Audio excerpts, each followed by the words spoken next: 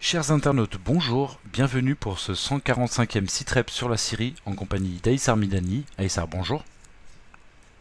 Bonjour Raphaël, bonjour chers internautes, bonjour à tout le monde, ceux qui nous suivent et ceux qui vont nous suivre. Et j'espère que vous distribuez beaucoup les Sitrep pour qu'il y ait plus de monde qui nous suive. En tout cas, merci aussi pour votre fidélité. Alors, ce Sitrep est placé sous un triste anniversaire, les 75 ans de la Nakba, la catastrophe israélienne. La catastrophe créée par les Israéliens, mais la catastrophe pour les Palestiniens. Palestiniens. Oui, voilà. Et donc l'opération de la revanche des hommes et des femmes libres. En tout cas des libres en arabe, mais qu'on a choisi de traduire par les hommes et les femmes libres. De quoi s'agit-il ? On avait beaucoup parlé de la mort suite à la grève de la faim et de la non-réaction israélienne qui était coupable de Adnan, pardon, j'ai oublié son nom. Voilà. Membre important du djihad islamique, un des responsables. Et suite à cet événement, Israël a choisi la voie du pire, puisqu'ils ont assassiné les principaux dirigeants du djihad islamique. Est-ce que tu peux nous raconter tout cela en détail et ce qui s'en est suivi ? Oui, alors, comme vous voyez, j'ai sur mes épaules le sigle ou en fait le chef palestinien. Oui, palestinien, mais c'est aussi arabe. Mais là, c'est juste pour saluer la lutte du peuple palestinien, mais la lutte de tous les Palestiniens aussi, face à un ennemi qui est vraiment de plus en plus féroce et qui n'arrête pas de commettre crime après crime et qui verse dans le terrorisme d'État systématiquement, contre d'abord les détenus palestiniens qu'il laisse mourir et qu'il fait mourir. C'est un projet de les faire mourir une mort lente dans les prisons, à la fois par négligence médicale, mais aussi à la fois en ne répondant pas aux conditions minimum de détention normale qui sont édictées par le droit de l'homme. Est-ce que tu peux nous parler plus particulièrement des détentions administratives ? De quoi s'agit-il ? Alors, les détentions administratives, tu fais bien de me le demander, parce que les détentions administratives, c'est carrément, ils envahissent les maisons et ils détiennent les gens. De manière arbitraire ou il y a des... Ce sont des détentions arbitraires, des arrestations arbitraires et des détentions arbitraires, et qu'ils appellent ça administratif. Pour n'importe quoi, les prétextes sont multiples, voire parfois il n'y a aucun prétexte même. Et c'est-à-dire que les détenus ne sont même pas informés de la raison pour laquelle ils sont détenus. Ils ne savent pas et ils n'ont pas le droit de se défendre. Et puis quand ils se défendent, alors on fait, bien sûr, on fait pression sur leurs avocats, on fait pression sur leur famille, les visites, les heures de visite, même les possibilités de communiquer avec leur famille.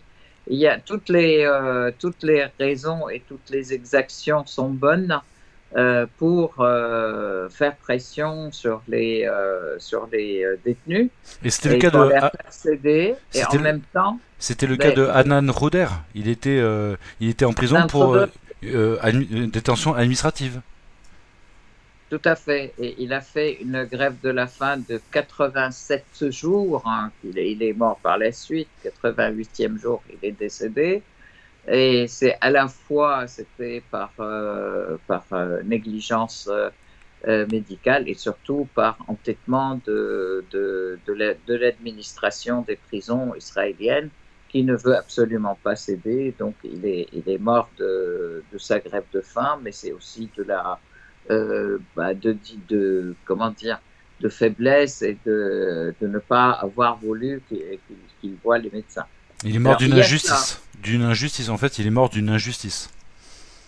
Mais tous meurent, tous les détenus palestiniens en prison sont là dans le cadre d'une injustice flagrante qui est d'ailleurs, qui n'est rien d'autre que le prolongement de l'injustice de l'occupation elle-même, hein, de l'occupation israélienne de l'État de la Palestine, qui n'est rien d'autre que parce que les Israéliens sont venus en horde terroriste, les hordes Haganah, Stern, Irgun, qui, exactement comme les Daesh et Jabhat al-Nusra aujourd'hui, qui ont été encouragés par le colonialisme britannique, qui à l'époque avait le mandat sur la Palestine. Donc, ils étaient encouragés par eux. Il y avait aussi des fouilles dans les maisons palestiniennes et des interdictions aux Palestiniens de se défendre. Et les fouilles et les perquisitions dans les maisons palestiniennes systématiquement pour empêcher que les Palestiniens puissent se défendre. Mais alors justement un des dirigeants disait aujourd'hui, si on trouvait une balle dans la maison d'un Palestinien, on détruisait la maison. Alors, pour que les internautes se rendent compte, au temps des Britanniques, donc dans les années avant la déclaration de l'État d'Israël en 1948. Mais alors pour que les internautes se rendent compte à quel point c'est encore le cas sous d'autres formes aujourd'hui, est-ce que tu peux nous raconter les conditions dans lesquelles les Israéliens ont choisi, parce que c'est un choix à ce niveau-là, d'assassiner les djihadistes du djihad islamique par rapport aux victimes, ce qu'on appelle pudiquement les victimes collatérales. Non, c'est pas collatéral du tout. Ils étaient visés la nuit avec leur famille. Ils ont été assassinés avec leur famille, leurs femmes, leurs enfants, en fait, qui ont été assassinés. Ils dormaient la nuit et il n'y avait absolument rien du tout. Donc c'est une agression pas seulement contre eux, mais c'est une agression contre des civils. Des civils qui sont complètement démunis, en état de sommeil, etc. Donc 3 des plus grands ont été assassinés, puis le 4e a été assassiné après, en différents lieux d'ailleurs de la Palestine occupée, à différents endroits. Et aucune comment dire, il n'y a absolument aucun précédent, disons, sauf qu'ils savent qu'ils ont appris qu'ils appartenaient à un djihad islamique, en fait. Hein. Donc, voilà. Et face à cette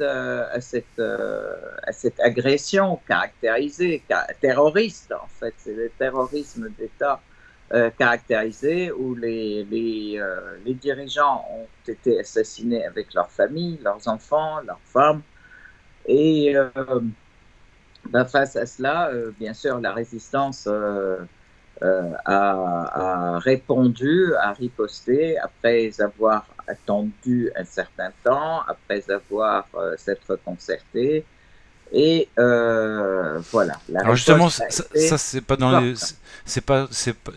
on va dire, c'est assez nouveau dans le modus operandi de la résistance palestinienne. Il y a beaucoup de choses qui ont changé grâce notamment à l'appui de l'axe de la résistance. Tu as dit que cette fois-ci ils ont temporisé. Est-ce que tu peux nous en parler un peu plus? Alors en fait, l'idée c'était cette fois-ci par exemple, ils n'ont pas riposté immédiatement. Laissant c'est dans le cadre de la guerre psychologique en fait, laissant les Israéliens attendre une riposte, parce que de toute façon ils attendaient une riposte, puisque ce sont quand même des dirigeants très importants de djihad islamique. Je voudrais rappeler quand même, le djihad islamique est une des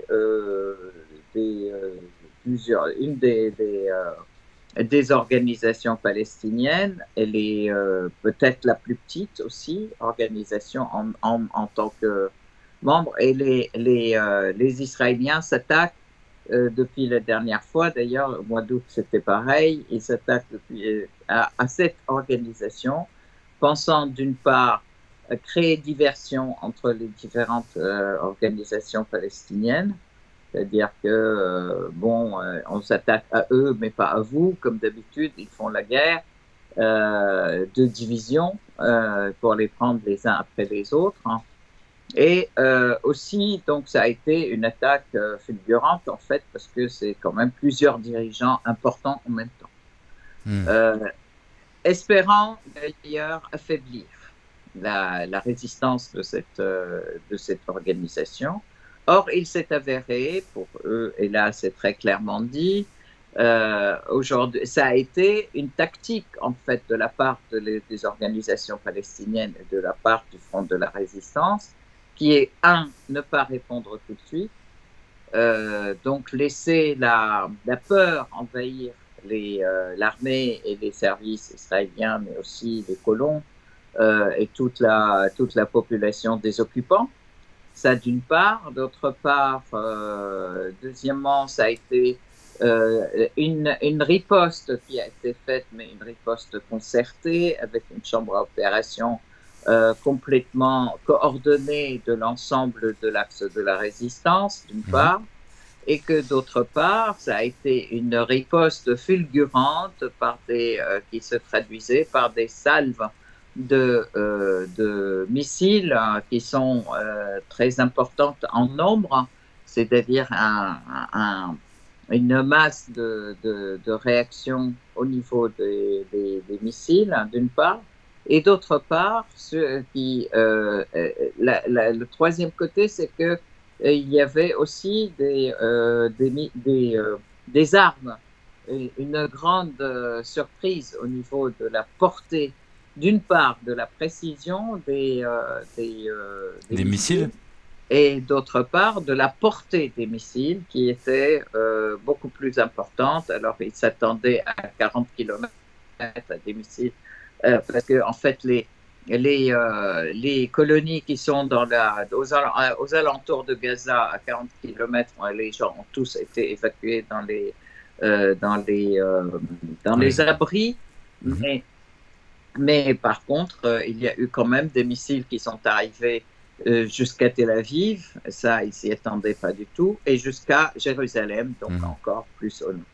Donc en fait, ça montre effectivement la capacité de la résistance, d'une part, justement, non seulement...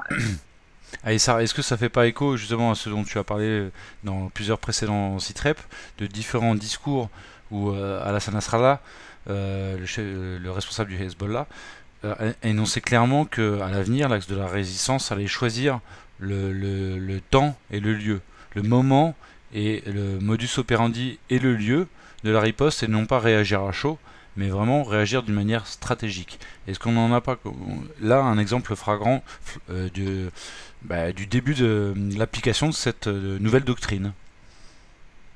Et d'ailleurs, il a fait un discours important. Là, il y a un point d'évolution, il y a des évolutions très importantes, et je dirais même un point d'inflexion non seulement dans le modus operandi, mais c'est aussi dans les décisions de la résistance, en fait, et leur cohésion au niveau des décisions. C'est-à-dire, d'abord, c'est une grande cohésion puisque toutes les décisions sont concertées, parce qu'il y a une chambre d'opération qui est de l'ensemble des constituants de l'axe de la résistance, d'une part. Qui va jusqu'aux combattants d'Al-Quds qui est sous la responsabilité iranienne, c'est ce que tu disais en préparant l'interview.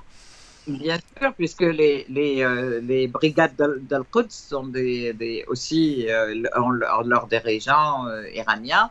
Je rappelle quand même que les brigades d'Al-Quds ont été créées par le grand dirigeant et le grand général Qasem Soleimani et l'ensemble des personnes qui travaillaient avec lui. Et c'est pas seulement lui, il est effectivement iranien, mais il est vraiment adulé, je peux dire, par tous les pays par lesquels il est passé. D'ailleurs, je peux dire que nous, en Syrie, on lui doit beaucoup aussi dans la libération de la Badia syrienne de Daesh, et puis aussi dans la participation de la libération de Deir Zor et toute cette région où foisonnait Daesh aussi, qui est l'organisation terroriste créée par les Américains positionné essentiellement entre les frontières, sur les frontières syro-irakiennes pour couper toute communication entre les deux peuples, irakiens et syriens. Et donc là, bon, le général Soleimani a été assassiné vilement par un attentat, un avion avec le général aussi Abou Mahdi al-Mohandes, qui était le chef de Hashd al-Sha'bi, qui est l'organisation aussi de résistance irakienne et qui participait de main dans la main avec l'armée arabe syrienne, comme le Hezbollah libanais aussi a participé aussi avec l'armée arabe syrienne dans la lutte antiterroriste d'une part, mais c'est aussi actuellement, donc tout le monde se coordonne. Et puis, il faut quand même savoir que toutes ces organisations terroristes aussi, elles avaient leur banque d'objectifs, d'une part, les informations qu'il fallait, elles étaient dirigées directement par une chambre d'opération du Mossad, des services de renseignement français, anglais, américains aussi, qui siégeaient une à Oman et l'autre en Turquie et en Israël. Donc là aussi, il faut voir qu'il y avait une grande coordination de tous ces pays de l'OTAN et des États-Unis et Israël pour faire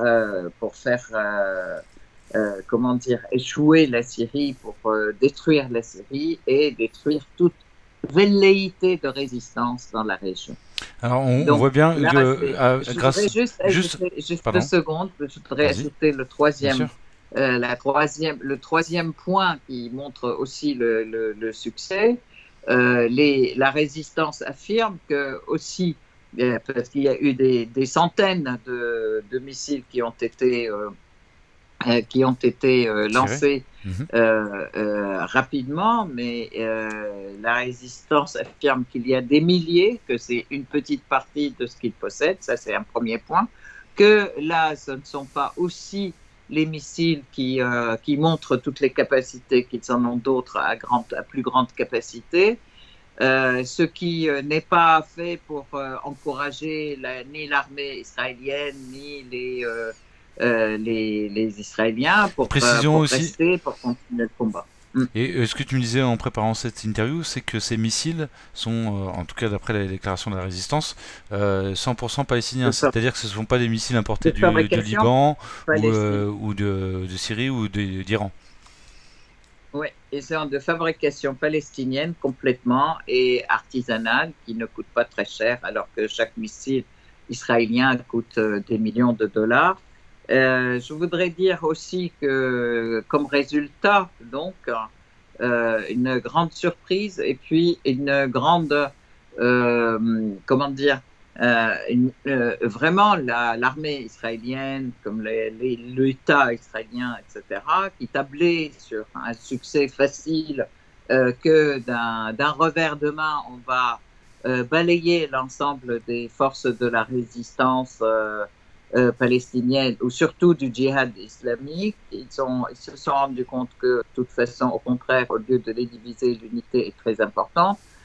Deuxième point, que sur l'engagement de la résistance palestinienne était dans tous les territoires, alors qu'il tablait dans tous les territoires palestiniens aussi, alors qu'il tablait toujours sur une division entre les territoires occupés en 48, les territoires A, les territoires B, les territoires C, etc., qui ont des statuts administratifs différents. Alors là, c'est en fait unité totale dans la lutte. Troisième point, toutes les organisations palestiniennes ont rejoint aussi cette force, je dirais, qui est sur le terrain. Donc, sur le terrain, toutes les organisations palestiniennes sont là. Et donc, alors qu'ils pensaient avoir divisé, etc., la partie qui a accepté Oslo, la partie qui a accepté ci, accepté ça, eh ben non, pas du tout. Là, il s'avère que tout le monde est uni dans la bataille. Ouais. Ce sont des points très importants qui ont créé un saut qualitatif, je dirais, dans la résistance dans la région et dans la résistance palestinienne par conséquent. Donc, voilà. Alors, comme tu Donc, disais... en fait, en réalité, ils étaient prêts aussi à faire durer les choses plus longtemps. Les Palestiniens étaient prêts. Alors qu'il faut savoir quand même que Tel Aviv a été bloqué, que l'aéroport de Tel Aviv a été bloqué, et il a été visé aussi par des missiles, que les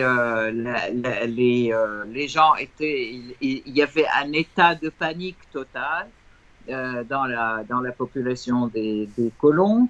Il y avait aussi pas seulement un découragement, mais aussi une perte de confiance totale dans le fait que de l'ensemble des Israéliens, entre guillemets, qui perdent confiance complètement que leur armée et leur gouvernement pourraient peut-être les protéger. Ça a augmenté et le schisme qui existait et qui existe toujours et qui est devenu encore plus grand entre la population qui contestait, entre les deux parties de la population, une partie qui soutient le gouvernement de Netanyahou, qui est un gouvernement d'extrême droite, et puis une partie qui était contre. C'est aussi entre les laïcs entre guillemets et les extrémistes religieux, etc. Donc ce schisme a grandi, mais en même temps aussi un grand schisme entre l'armée et les services de renseignement qui ne soutiennent plus d'ailleurs l'opération de Netanyahou. Ils estiment que ça a été aussi un truc qu'il faisait pour se dorer son blason et pour garder le pouvoir et échapper aussi aux sanctions, puisque il est poursuivi. Il faut savoir qu'il est poursuivi aussi pour des affaires de corruption et de vol d'argent, etc. Donc tout ça fait que c'était un très grand une grande victoire de la résistance palestinienne qui a mis en place en fait des règles nouvelles et une équation nouvelle sur laquelle on ne peut pas revenir. Alors je vais aller un tout petit peu au-delà de ce que tu viens de dire, ce qui confirme ce que tu viens de dire, mais ça fait penser à ce que toi et notamment un géopoliticien qui s'appelle Michel Rimbaud a dit lors d'une de ses conférences et bien d'autres aussi, que en Syrie se jouait la bascule du nouvel ordre mondial et que si la Syrie perdait la guerre, eh bien ce serait le chaos dans beaucoup de régions du monde, et au contraire si la Syrie gagnait la guerre, eh bien ce serait le début d'une nouvelle ère multipolaire où les conflits pourraient peut-être se résoudre les uns après les autres. Alors c'est pas aussi simple que ça, mais en schématisant. Et c'est vrai qu'on a vu l'axe de la résistance. On va pas dire oublier la Palestine, mais c'est vrai que là il y avait le grand frère syrien qui avait besoin d'être aidé. Et on a vu effectivement l'axe de la résistance répondre à l'appel instantanément, que ce soit de l'Iran au Liban avec le Hezbollah et d'autres, et jusqu'à la Palestine, même si le Hamas au départ a peut-être fait des mauvais choix, mais aujourd'hui ils en sont revenus. On voit que maintenant que la Syrie, elle a pas encore gagné la paix, mais elle a déjà gagné la guerre, parce qu'on sait que la paix c'est très compliqué. Mais et donc on voit que on est dans une seconde séquence où maintenant l'axe de la résistance peut aussi redonner la priorité qui a toujours été la sienne, c'est-à-dire la cause palestinienne. On en a parlé déjà à différents par rapport au discours de Nasrallah et aussi du président iranien. Et on voit que effectivement ça change la donne de manière géopolitique et régionale, puisque sous pression chinoise, mais aussi probablement grâce à tous ces événements, les Chinois ont peut-être attendu aussi de voir qui sortirait de vainqueur de cette guerre en Syrie. Ils sont allés faire pression sur l'Arabie Saoudite. Et c'est là où je voudrais maintenant te poser la question. Par rapport à l'Arabie Saoudite, qu'est-ce qui change? Est-ce que l'Arabie Saoudite a eu un soutien par rapport à la cause palestinienne récent qu'elle n'avait pas avant, et même par rapport au retour en grâce de la Syrie? Ça va nous amener au sujet d'après. Alors, effectivement, comme tu disais, et ça c'est une question très importante, Raphaël, c'est bien que tu la poses comme ça. déjà, le fait que la Syrie ait résisté à ce plan de partitionnement et de destruction de la Syrie qui est lancé par les États-Unis à travers des hordes sauvages qui ont traversé la Syrie et qui étaient aussi mobilisés pour attaquer l'ensemble de la région. Et qui visait aussi à briser le soutien à la Palestine, en fait, parce que la Syrie est la colonne vertébrale du soutien à la cause palestinienne. Pardon. Absolument. À travers la Syrie, c'était les Palestiniens qui étaient visés parce que c'était le pays arabe qui est toujours resté, en fait, avec l'Algérie, mais l'Algérie est loin, mais le pays le pays du Levant, du contour, en fait, qui a des frontières avec la Palestine. C'est le seul pays qui est resté intransigeant sur le soutien à la Palestine, sur le fait de dire c'est la boussole, c'est Al-Quds, en fait, c'est Jérusalem, et l'ennemi principal, c'est l'occupant israélien. Et donc là, effectivement, il a fallu, les Américains ont introduit d'autres notions de liberté, de démocratie, etc., comme c'était le cas d'ailleurs pour détruire l'Irak, hein.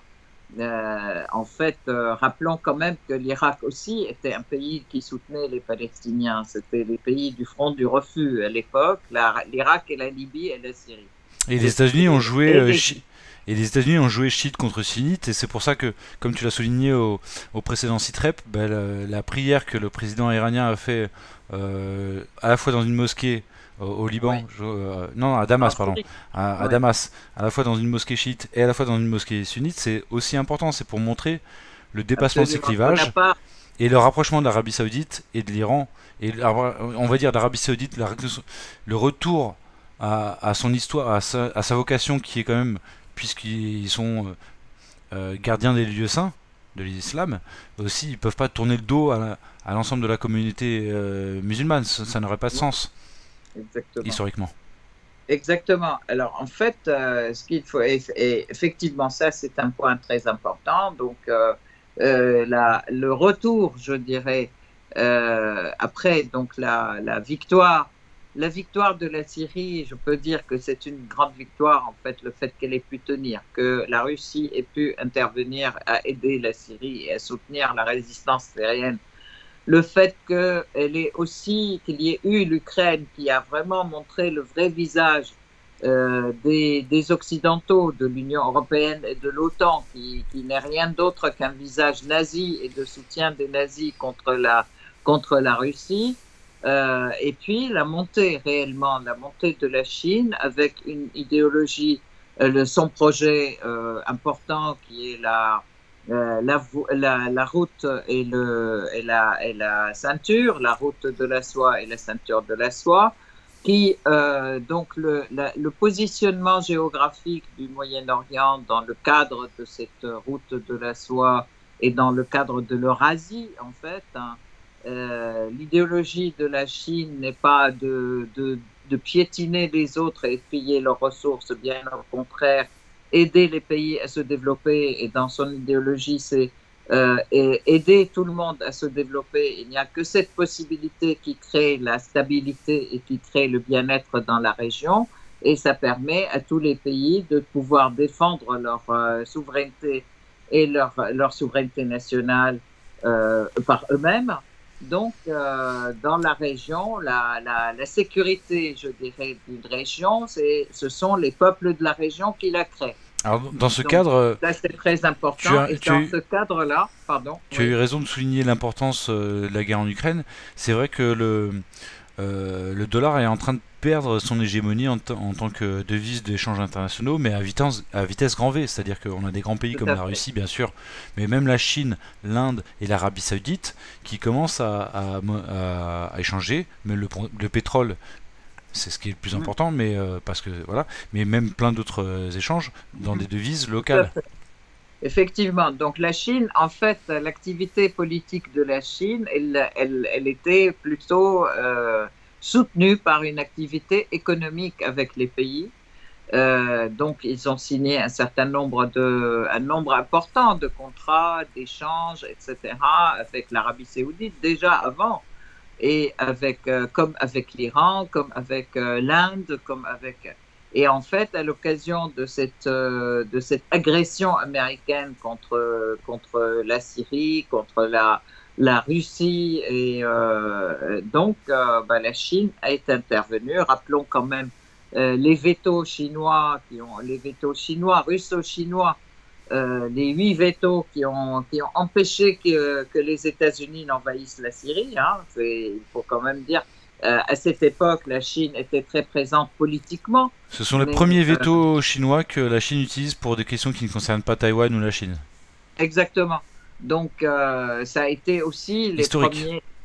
C'était historique et ça a commencé effectivement à faire monter le poids de la Chine dans la politique mondiale. Si je peux me permettre, un tout petit retour historique, en fait, c'est aussi parce qu'ils se sont sentis humiliés et complètement arnaqués par l'histoire libyenne, où en fait ils ne s'étaient pas opposés à l'intervention, soi-disant à la no-fly go zone, la zone d'exclusion aérienne, où en fait les Occidentaux se sont servi de ce vote à l'ONU pour envahir la Libye, alors qu'au départ c'était juste quelque chose d'autre, que ça a été présenté de manière très biaisée. C'est pour ça que les Chinois n'ont pas laissé faire aussi en Syrie. Enfin, un petit retour historique. La Russie aussi, hein, c'était ça, parce que la Russie avait approuvé aussi la no-fly zone. Donc là, c'est quelque chose de très important. Donc en fait, il faut ajouter le fait quand même que pendant cette guerre que menaient les Américains contre la Syrie, bon, l'Arabie saoudite aussi a été obligée de recruter des terroristes, d'armer les terroristes, de les financer. Et d'ailleurs, ça a été dit par la voix des responsables, d'un responsable saoudien, et puis même, on sait quand même par le responsable qatari, que c'était eux, qu'il y avait des milliards, des centaines de milliards, 470 milliards de dollars qui ont été donnés pour la destruction de la Syrie. Et que, donc quand tu dis obligé, je serais peut-être. Quand tu dis obligé, je serais peut-être un petit peu moins indulgent. En tout cas, les États-Unis ont fait de fortes pressions sur eux. Oui, tout à fait, mais ils l'ont fait. En fait, hein, ils l'ont fait quand même, des grandes pressions. Alors ça va nous amener peut-être. En fait, ça va nous amener peut-être à parler Oui, pardon, vas-y. Parce que en fait, ça a effectivement, ils l'ont fait, et puis ils ont été humiliés aussi par Trump qui disait que c'était la vache à lait. Donnez-nous de l'argent, il faut nous acheter des armements, il faut nous acheter. Et puis, c'est à vous de payer votre défense. Et puis, nous, si on ne vous défend pas pendant 15 jours, vous n'y êtes plus, etc. Donc, en fait, il y avait des grandes humiliations qui étaient lancées comme ça. Ajouté au fait que les États-Unis, avec Trump et les autres d'ailleurs, ils ont fait aussi, et ils font toujours d'énormes pressions pour intégrer cet État fantoche d'Israël, il faut de l'intégrer dans la région par une série de normalisations obligées avec les pays du voisinage. Hein. Donc ça a été le cas avec l'Égypte, ça a été le cas avec Bahreïn, avec les Émirats, avec Qatar, et ça allait être le cas de l'Arabie saoudite. Et en fait, alors que l'Arabie saoudite ayant conclu un certain nombre de contrats avec la Chine, bon, elle a pu dire non aux États-Unis quand ils ont exigé qu'elle augmente la production de pétrole pour nuire à la Russie. Donc là, ça a été quelque chose de très important. Et maintenant, tous ces pays découvrent que leurs intérêts et les intérêts de leur peuple, c'est aussi de pouvoir s'éloigner ou diversifier leur pôle, pas seulement d'amitié, mais aussi d'échanges politiques, économiques, pardon. Donc, ne pas être tributaire ni d'un seul produit, ni d'un seul pays. Et ça, c'est très important. Donc là, effectivement, c'est là que l'Arabie saoudite a décidé aussi de s'affranchir du pétrole en tant que objet de richesse, je dirais, parce que le pétrole ne va pas pouvoir être éternel et que bientôt, au contraire, le besoin du pétrole va se terminer puisqu'on fait des choses électriques et des engins électriques et on passe comment dire, à l'atomique et autre chose, d'autres technologies, d'une part, et puis d'autre part, c'est vrai que aussi, lorsque Aramco a été visé par les révolutionnaires yéménites, les États-Unis n'ont pas défendu du tout. En fait, ils se sont retirés. Et puis, ils ont retiré aussi à cette époque, après l'Afghanistan, ils ont retiré leurs missiles pour les mettre ailleurs, en fait. Donc, voilà, là aussi, il y a le fait que tous ces pays qui pensaient être défendus par les États-Unis, défendus de quoi d'ailleurs, je ne sais pas, mais bon, ils savent qu'ils ne sont pas du tout, ils ne le seront pas. Donc, ils ont commencé à diversifier leurs relations et puis donc ils ont conclu de grandes relations aussi bien avec la Russie, avec la Chine, avec l'Inde. Et puis, donc là, cette réconciliation avec l'Iran vient renforcer cette chose-là, en fait, cet état de fait, je dirais. Et puis, donc, ils prennent effectivement plus de liberté et ils prennent le large par rapport au diktat américain. Alors, un signe qui ne trompe pas, et tu as eu bien raison de le souligner, c'est effectivement le rôle de l'Arabie Saoudite au sein de l'OPEP. Ils se sont vraiment affranchis de la tutelle américaine, plus que jamais. Ah oui. Et je voudrais parler donc d'un sujet qu'on avait évoqué là, au dernier site rep, peut-être presque en avant-première, j'ai envie de dire sur la presse internationale française, je veux dire, c'est le retour en grâce de la Syrie au sein de la Ligue arabe. Comme tu aimes à le dire, le retour de la Ligue arabe à la Syrie, puisque la Syrie est membre fondateur et n'a jamais quitté la Ligue arabe. C'est la Ligue arabe qui a exclu de manière illégale, si on se réfère à ses propres statuts, la Syrie, suite aux événements de 2011-2012, 2010-2011-2012. Est-ce que tu peux nous parler de ce qui se passe en ce moment? Parce que j'ai cru comprendre qu'il y avait déjà une délégation syrienne présente en Arabie Saoudite. Exactement. Alors, effectivement, il y a eu un retour en force en fait de l'ensemble des pays arabes. Donc, on a vu effectivement une activité assez effrénée, assez active, j'allais dire, de toutes les capitales arabes et tous les envoyés qui venaient voir donc la Syrie, qui venaient reprendre relation avec la Syrie d'une part, et surtout une invitation donc à reprendre son siège dans la Ligue arabe, duquel ils ont été suspendus en 2012 de manière complètement injuste d'ailleurs, et qui viole complètement la charte de l'ONU, la charte de la Ligue arabe, et qui voilà, pour laquelle on n'a pas le droit de suspendre un membre sans qu'il y ait une unanimité, alors que ce n'était pas le cas.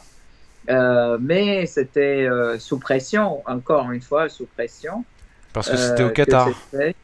C'était au Qatar C'était le Qatar qui dirigeait, oui, c'était le Qatar, et c'était aussi...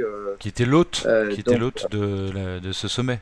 Ils ont profité du fait qu'il soit hôte pour... Oui, il dirigeait aussi le Conseil à ce moment-là, parce que c'est une direction tournante.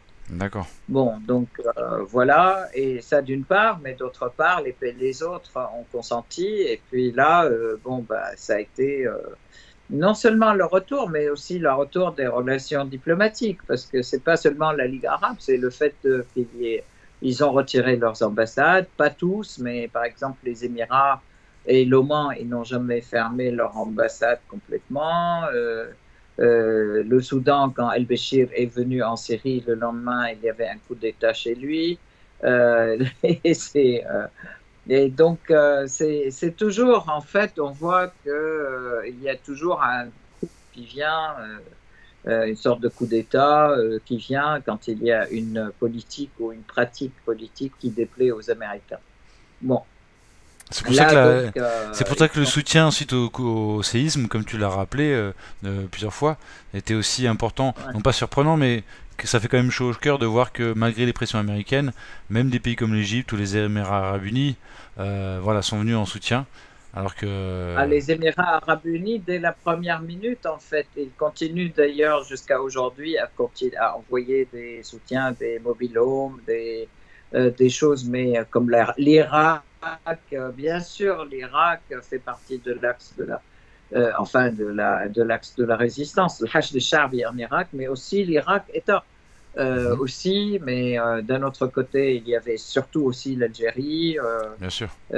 Il faut dire qu'on doit beaucoup à l'Algérie qui était aussi présidente dans les 6 mois passés ou dans l'année passée, qui était présidente de la Ligue arabe et qui a fait des efforts énormes pour régler toutes ces questions entre arabes et puis pour pousser les gens à tenir compte de leur comment dire des besoins et des intérêts des peuples arabes plutôt que de se courber devant les pressions étrangères. Oui, d'ailleurs, on se rappelle que tu nous avais fait part que la Syrie avait failli être invitée à ce sommet en Algérie. À Alger, je crois. Voilà. Et ça s'est joué à peu de choses. Et puis à ce moment-là, effectivement. À ce moment-là, oui, la situation n'était pas aussi mûre et je crois que maintenant, ce qui a fait la bascule, c'est à la fois la guerre en Ukraine qui montre de plus en plus que en fait le monde change et ce mouvement de multipolaire qui se profile et qui devient de plus en plus clair, ça d'une part. Que d'autre part, les pays aussi tiennent plus conscience, se réveillent davantage sur la capacité de servir leur propre peuple et de pouvoir servir leurs propres intérêts. Donc, dialogue... la possibilité d'avoir des relations entre pays qui sont basées sur le gagnant-gagnant des deux côtés, mais qui sont aussi soutenus par des grandes puissances. Et alors ça, c'est important. Ce que j'avais souligné, ce dont on vient parler, c'est le dialogue saoudo-iranien, d'un côté, irano-saoudien, on peut le dire dans les deux sens, et aussi le dialogue syro-turc, même si, bon, comme du point de vue syrien, on attend des faits accomplis, on n'en est plus à belles promesses qu'on a vu qu'Erdogan n'avait pas tenues, hein, mais on veut des faits accomplis. Mais c'est vrai que là, il y a quand même des rencontres de très haut niveau qui se passent entre la Syrie et la Turquie, sous un contexte d'élection turque, et c'est là où je voulais t'amener maintenant à Issa Medani, c'est de nous parler de ces élections turques et de leurs enjeux. Oui, alors moi je voudrais quand même revenir un tout petit peu sur la Ligue arabe, à la réunion de préparation au sommet qui a lieu maintenant. Bien sûr, pardon, j'étais un peu vite. Donc aujourd'hui il y a une délégation syrienne qui participe à cette préparation au sommet et le sommet arabe a lieu donc le 19 mai, donc c'est bientôt aussi. Tout ça va d'ailleurs, et c'est la 32e session de la Ligue arabe. Mais c'est vrai qu'il y a comment dire, intersection, je dirais, avec aussi les dialogues turcs-syriens en même temps. Mais alors, pour l'instant, aujourd'hui, la délégation, c'était le ministre des Affaires étrangères syrien, le vice-ministre des Affaires étrangères et puis le ministre de l'Information. Qui sont dans la délégation aujourd'hui dans ce sommet de préparation. C'est un sommet arabe de préparation au sommet de la Ligue arabe, à la réunion de la Ligue arabe. Hein. Donc là, dans la première partie de la journée, tout le monde se félicite et tous ceux qui sont présents sont très contents de la présence de la Syrie, donc c'était un petit peu festif. Et puis dans la deuxième partie, en fait, c'est aussi, ils ont tous travaillé de manière à faire face, c'est en fait la nécessité de faire face effectivement aux défis actuels qui sont de se reconstruire, de construire les économies de l'ensemble de la région, de construire la stabilité, de pouvoir faire, comment dire, œuvrer tous pour qu'il y ait un retour des réfugiés syriens à la Syrie. Et donc, pour ce faire, il faut construire. Et construire, ça veut dire qu'il faut avoir des relations économiques et politiques, mais aussi une ouverture au niveau et une stabilité et une ouverture. Donc, il ne faut pas qu'il y ait de terrorisme, il ne faut pas qu'il y ait d'ingérence étrangère, il ne faut pas qu'il y ait de présence d'armées et d'armées ni de bases militaires dans le secteur, etc. Donc, les implications sont très importantes et donc cette préparation discute de tout cela et l'objectif, c'est effectivement braver aussi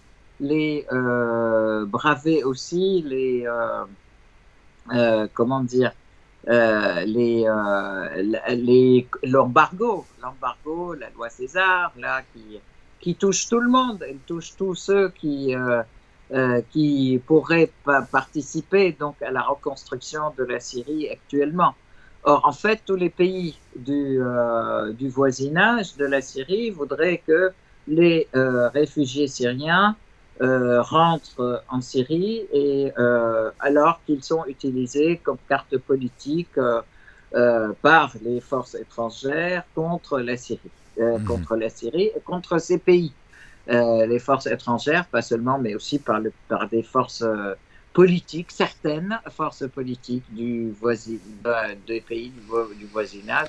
C'est le cas, par exemple, du Liban. C'est le cas de la Turquie aussi. Alors, on va en parler. Eux-mêmes, ils empêchent les Syriens de rentrer. Alors, c'est un sujet très important, dont j'aimerais beaucoup que tu parles maintenant. Et juste avant, je voudrais souligner ce que tu viens d'évoquer, l'importance de la Syrie et l'intrication des pays, c'est-à-dire à quel point ils sont voués à s'entendre et à commercer ensemble. La Syrie, c'est une voie de passage très importante pour la Turquie si elle veut accéder au marché du Moyen-Orient et en particulier du Golfe. Qui est un marché très important. Et puis la Turquie est aussi un château d'eau, comme on l'a dit des fois dans certains sites rep.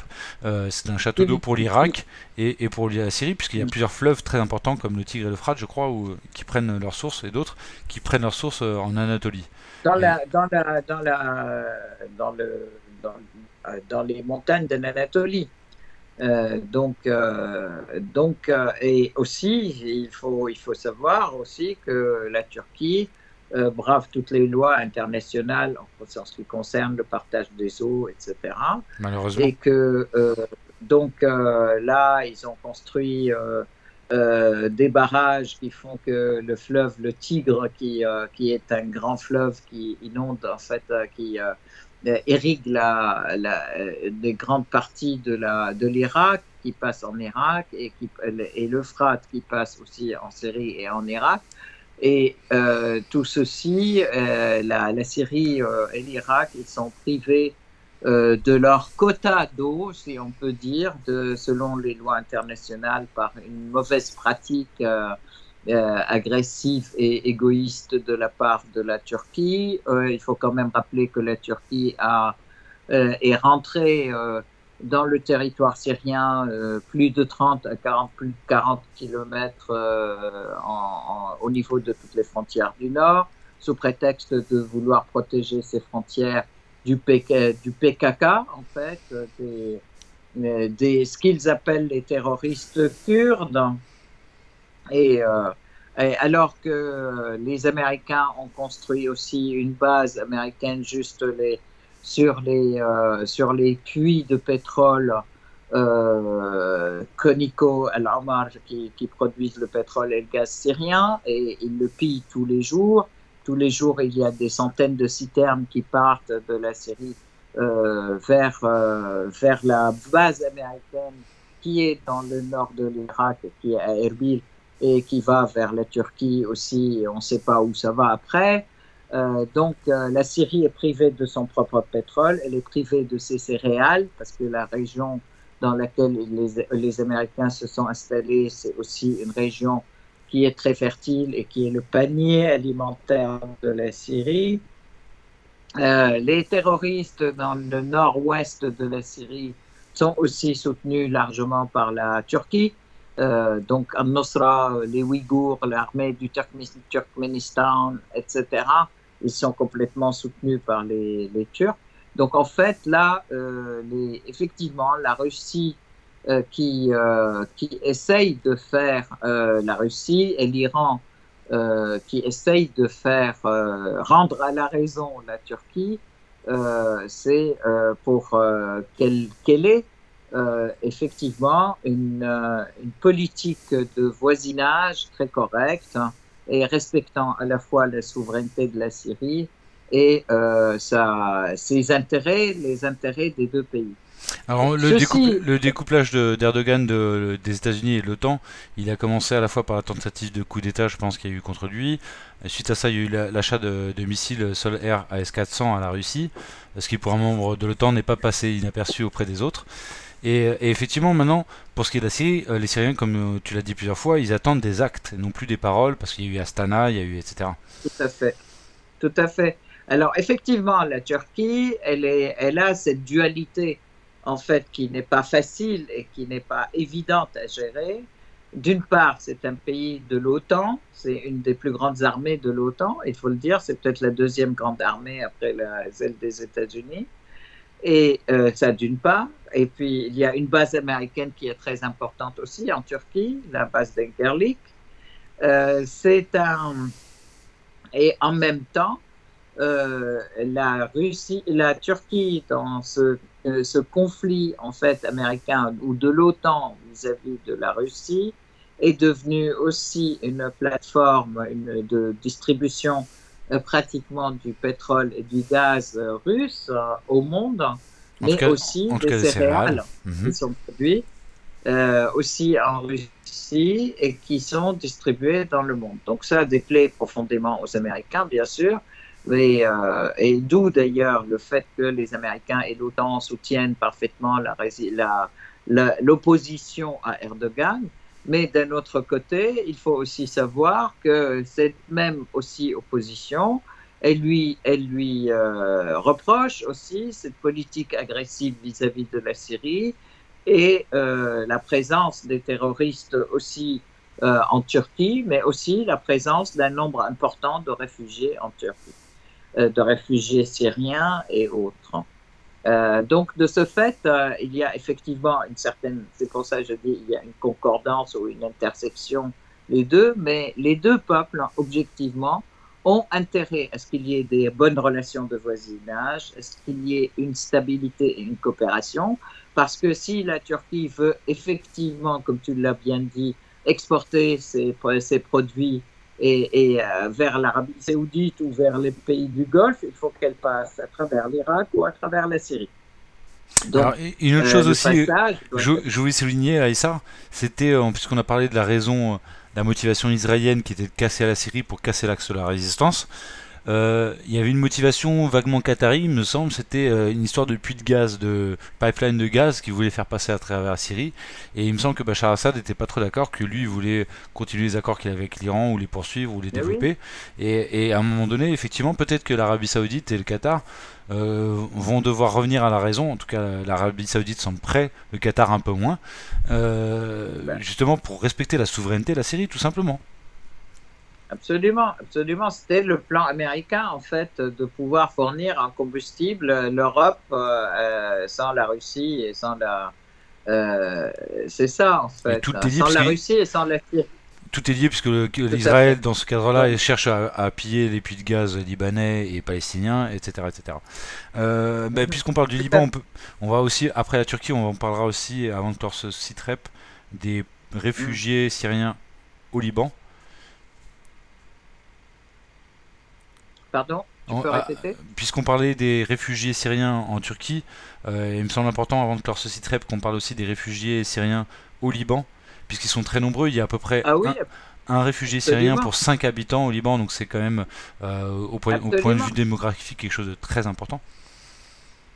Absolument, et il y a juste avant cette réunion donc à Jeddah, il y a eu une réunion des ministres des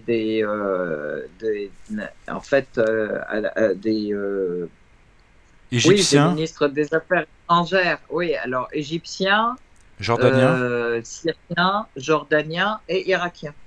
Donc, et Émirats Arabes Unis également, tu me disais ou voilà, tout à fait. Donc, pour voir justement cette question de la... Mais le Liban a brillé par son absence, en fait, alors qu'ils n'arrêtent pas d'agiter politiquement le problème de la présence des réfugiés syriens. Or, en fait, il fallait être là. Et jusqu'à présent, le Liban, le Liban politique, entre guillemets, qui est sans président, il faut le rappeler quand même, et qui a un gouvernement juste de, comment dire, intermédiaire, de transition, n'ose pas prendre d'initiative pour aller vers la Syrie, alors que c'est tout simple. Ça a été souligné même par le discours de Samah el-Sheikh Nasrallah juste il y a 2 jours, en me disant bon ben écoutez, vous arrêtez pas de vous plaindre. D'abord, nous avons de superbes appels d'offres, mais des superbes offres pour sortir le Liban du problème de l'énergie, des offres iraniennes. Nous avons des offres aussi de la part de la Syrie. Elle a aidé à plusieurs reprises aussi le Liban dans l'histoire, dans les décennies qui viennent, qui précèdent. Oui, dans le Corona, par exemple, il manquait de gaz, etc. Donc la Syrie a réagi positivement, très présente. La Syrie a toujours accouru quand il était question de faire, rappelons-le quand même, que l'ambassade américaine avait dit OK, le Liban sera alimenté par l'énergie électrique produite et par le gaz produit par l'Égypte, et puis qui viendra à travers la Jordanie, la Syrie, et puis pour le Liban. Donc il y a eu tout de suite des réunions de tous les ministres de l'énergie qui se sont réunis. Et rien n'a été fait parce que la même ambassadrice des États-Unis a dit stop, parce qu'avant ils avaient dit ah oui, il y aura des exceptions à la loi César de cela, et puis elle a dit stop et rien ne s'est fait, ce qui fait que le Liban est aussi dans une situation presque aussi malheureuse, voire plus que la Syrie, aussi en matière d'énergie. Et bon, donc là, Samah el-Sheikh Nasrallah dit il n'y a qu'à vous prendre par la main et aller que 4-5 ministres du gouvernement, qu'ils aillent voir, donc le ministre de l'économie, le ministre un responsable de sécurité, le ministre de l'Intérieur, le ministre des Affaires sociales, etc.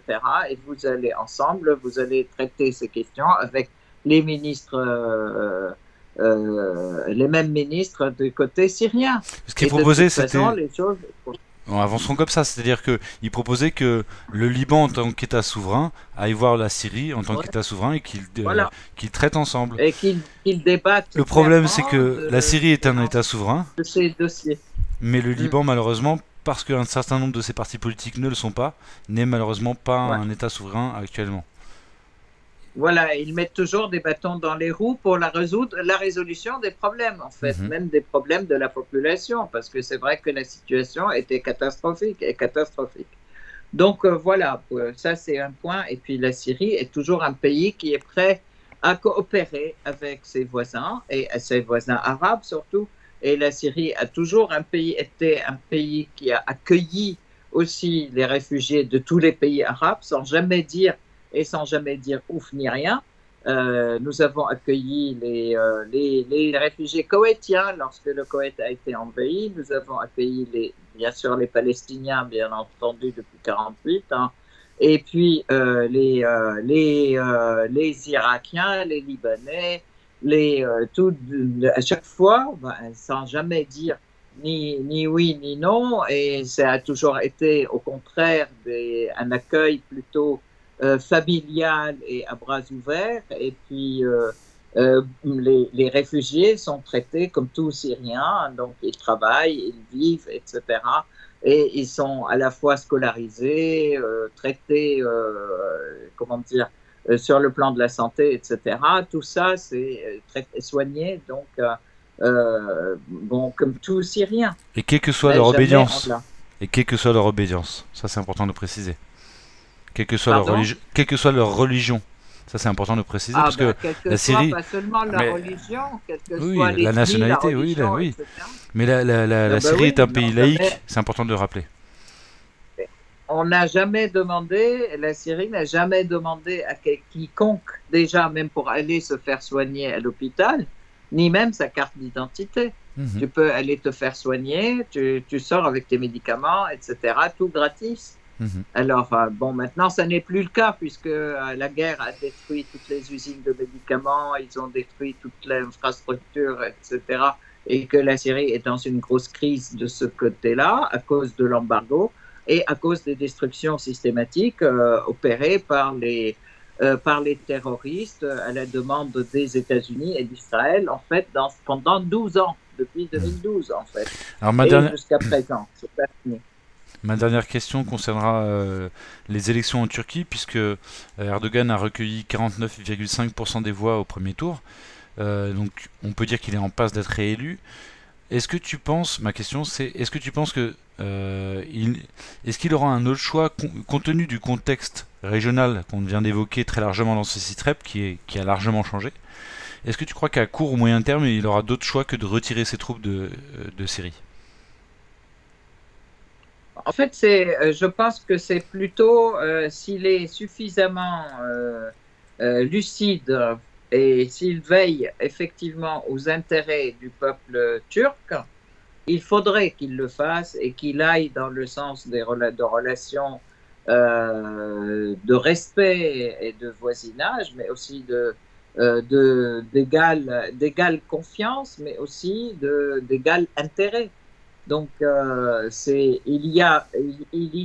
y ont beaucoup plus intérêt, le peuple turc et puis même le gouvernement turc, je dirais, d'aller dans ce sens-là, et parce que c'est comme ça que aujourd'hui les régions sont importantes, les forces régionales se regroupent.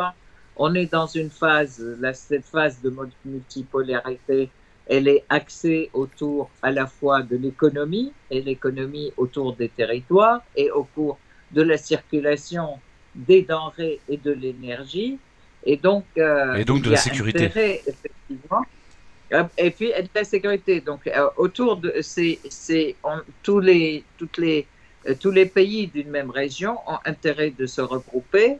On voit c'est le cas des pays de les BRICS. On voit c'est le cas de l'Amérique latine, des pays de l'Amérique latine, c'est le cas peut-être des pays africains, et aujourd'hui, je pense que ça sera le cas des pays arabes. Il faudra aussi qu'ils se regroupent dans ce sens-là, de manière à ce que ce soit les intérêts des peuples et de la région, en fait, qui priment, qu'il y ait un développement pour tout le monde, et qu'il y ait la sécurité pour tout le monde, et puis une égalité de la distribution des richesses pour tous les pays, parce que c'est en fait nos richesses qui servent à enrichir les pays dominateurs et qui appauvrissent les régions, qui appauvrissent les peuples et font qu'ils crèvent de faim. Bon, je pense que cette ère est terminée. Elle est derrière nous, parce qu'on voit même tous les pays africains, là, aujourd'hui, ils se réveillent et ils exigent quand même des relations différentes. L'affranchissement du dollar a bien commencé avec les marchés parallèles où on se base sur les monnaies locales, sur l'Yuan, sur le rouble, sur le roupie. Par exemple, oui, et là, par exemple, l'Arabie Saoudite, elle accepte que la Chine lui paye en Yuan. Et sur aussi un échange de denrées. On n'est pas obligé de passer par de la monnaie, etc. Chacun est producteur d'une denrée différente. Ceux qui produisent de l'énergie peuvent vendre l'énergie contre d'autres denrées alimentaires, par exemple, contre des céréales, contre Donc là, c'est un monde qui est en grande métamorphose aujourd'hui, en grande transformation aujourd'hui. Bien entendu, on n'attend pas du tout, on s'attend pas du tout à ce que les États-Unis acceptent le fait et puis disent OK, vous faites ce que vous voulez. Ils vont mettre des bâtons dans les roues. D'où, par exemple, l'affaire, l'agitation à nouveau de l'affaire du Soudan. Pour essayer encore une fois en fait de faire pression sur la et sur l'Égypte, sur l'Égypte, tout à fait. Et puis casser un grand pays, casser une grande nation musulmane. Et comme tu le précisais en préparant cette interview, c'était annoncé, comme tu me l'avais rappelé en préparant cette interview, c'était annoncé dès la déclaration de Wesley Clark. Par Wesley Clark. Voilà, tout à fait. Le Soudan est un grand pays, il est un pays très riche, le Soudan. C'est un panier qui pourrait être un panier alimentaire pour toute la région, pour l'Afrique. C'est aussi un producteur de pétrole important, c'est aussi un producteur d'or. Et ça fait partie. Et ça fait partie voilà. du fameux plan Oded-Yenon, qui était de morceler toutes les grandes nations autour d'Israël, les morceler en petites entités dominées par Israël. Il y a eu une division, une première division. Il y a eu le sud du Soudan qui s'est séparé du nord. Bon là, ils veulent couper l'est à l'ouest, etc. C'est quelque chose d'assez fou. Bon, de toute façon, la résistance continue et la bataille pour la souveraineté continue, je peux dire. Ce n'est pas quelque chose de facile, mais il faut que les dirigeants soient vigilants et que les dirigeants qui sont vendus soient traduits en justice et qu'il y ait des dirigeants patriotes en place, à leur place, quoi. C'est ça. Eh bien, Essar Midani, merci beaucoup pour toutes tes analyses et toutes les informations que tu as à nouveau portées à notre connaissance. Je ferai une petite parenthèse, une petite publicité personnelle, puisque je suis en train de préparer un documentaire sur la guerre en Ukraine, dont je vous parlerai plus longuement la prochaine fois, mais c'est déjà un petit teaser que je viens de faire. Donc, Essar Midani, encore une fois, merci beaucoup. Merci à toi, Raphaël, et merci à vous tous de nous écouter régulièrement. N'oubliez pas de vous abonner parce qu'on a du mal à distribuer. Vraiment, j'ai beaucoup d'amis qui me disent « Alors, tu ne fais plus de site rep, etc. » Abonnez-vous pour les avoir parce qu'on nous interdit. Bien sûr, vous savez que Facebook et Meta, là, ils sont pris par les Américains, il faut le dire.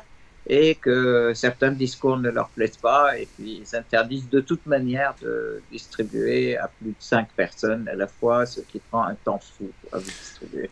Alors si vous avez un compte YouTube et que vous souhaitez vous abonner, vous pouvez cliquer sur s'abonner ou sur la petite cloche en dessous de la vidéo. Et puis si vous n'avez pas de compte YouTube ou si vous ne souhaitez pas faire par YouTube, vous pouvez recevoir la newsletter du Cercle des Volontaires sur laquelle est publié donc les sites rep. C'est à peu près la seule publication qu'il y a. Vous ne serez pas embêté par beaucoup d'autres choses. Vous recevrez un mail tous les 10 jours à peu près. Et donc ça c'est sur le site cercledesvolontaires.fr.